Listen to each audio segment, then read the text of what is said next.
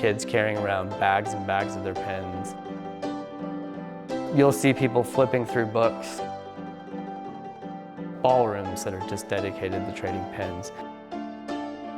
Oh, I have that pin, I need that pin, I'll trade you this pin for that pin. You know, or have you seen this one that was created?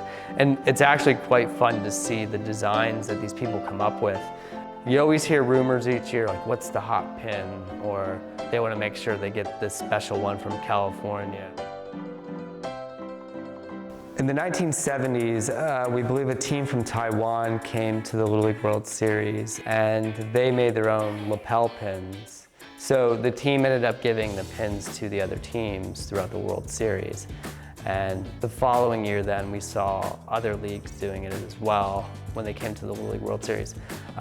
What happened after that was there were other leagues that weren't playing in the Little League World Series but making their own pins as well, and they may be trading them at the district tournaments, the regional tournaments, and so even if they didn't make it here, they were still here trading pins. It's really kind of a fun sight to see.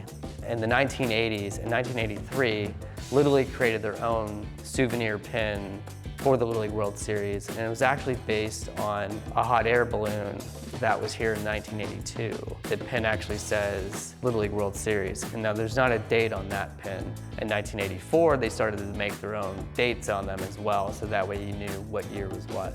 And in 1985 was probably the big one because Dugout was introduced as our mascot. I like the 85 Dugout pin. Dugout is just one of those mascots that is just iconic and kids love them, and that's the hot pin even to this day. It's one of those hard ones to find. I was used to just seeing small little pins, but now they're becoming more extravagant where they're like the size of my hand, and sometimes there's a collection of them. You know, there might only be like 150 pins made, and so at that point then, trading really gets into the mix where you'll hear a rumor like, oh, so-and-so has this special pin, they have an extra one. It's a neat thing to see because there's no money involved. It's almost like when you were a kid trading baseball cards. It's the same kind of thing.